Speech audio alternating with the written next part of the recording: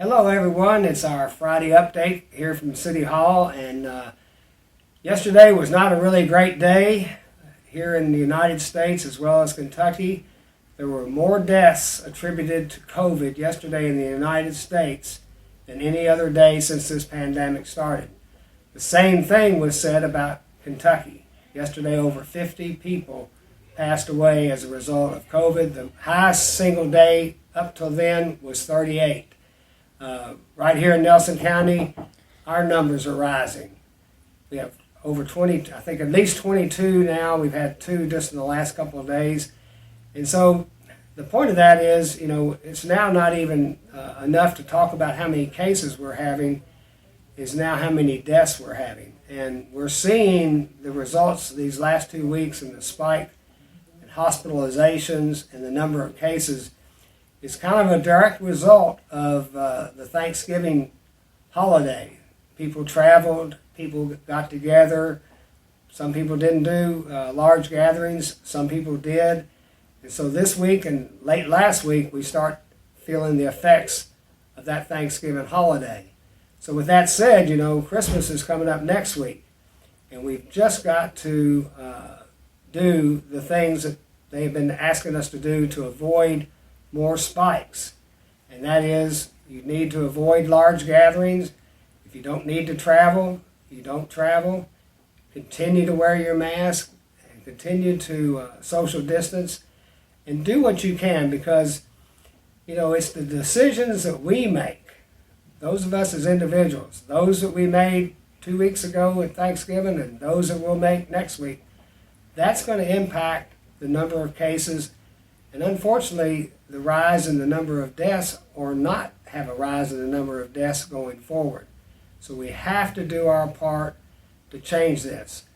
The vaccine news is good news. It's starting to come be shipped to all parts of the country. Kentucky's gotten some of their ships. But that alone, these initial shipments, is not a magic bullet to stop all this. We still have to wear our mask and social distance and do our cleansing. Fortunately, the governor announced yesterday that the shipments will continue in other parts of the state. The first shipments obviously went to the larger areas, the larger hospitals. We're hopeful here in Nelson County that we will get our first shipments here by the end of the year and start the vaccination process in phase 1. We've done some things to try to help people, switching gears, we've done some things to try to help people with their bills here at City Hall. And again, I would just encourage people whose bills, maybe their payments are in arrears, contact us, try to make arrangements so that we don't have to do any disconnects. Work with Community Action. They've got some funds available to help people who are behind in their utility payments. And we want to work with you. We do not want to disconnect people, particularly in the winter months. So there are some options there. Take advantage of them.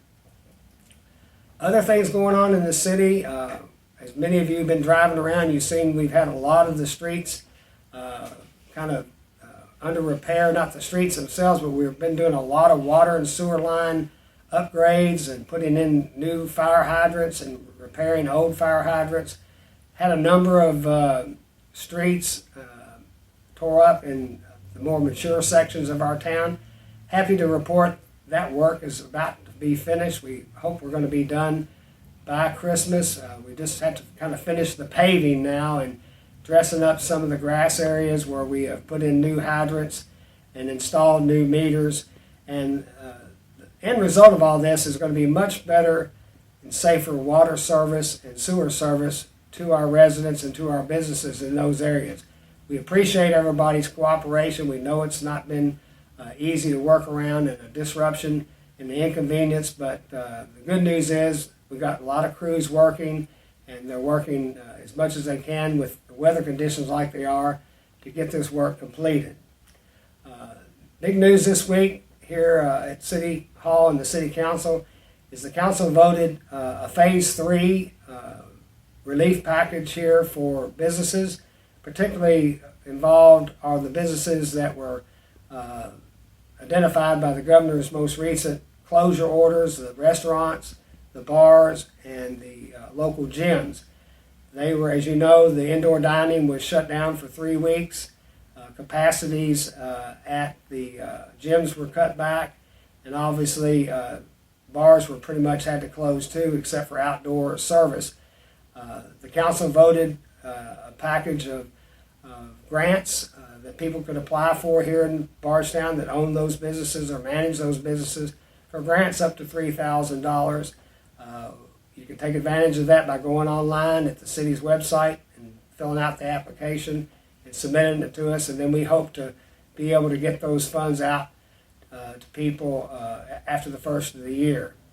The other thing we've done is we agreed to make a grant to the St. Vincent de Paul Food Pantry, and that was a $5,000 grant.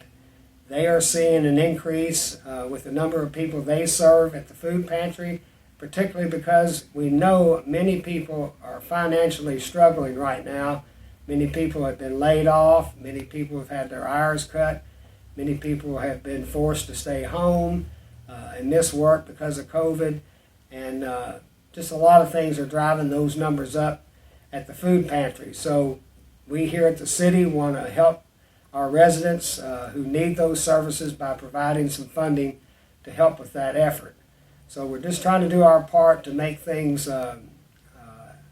work better here in our community. It's been a very difficult year, and we hope now with the vaccine that things will start getting more back to normal over the course of the next probably 6 months before we really see things get back to normal. So next week, it'll be Christmas on Friday, so you probably won't see me on Christmas Day. Just want to wish everybody a safe and happy holiday, and please make good decisions over this next holiday season, Christmas and New Year's, so that we can keep this virus under control and take advantage of the vaccines as they get out. So have a Merry Christmas and a Happy New Year.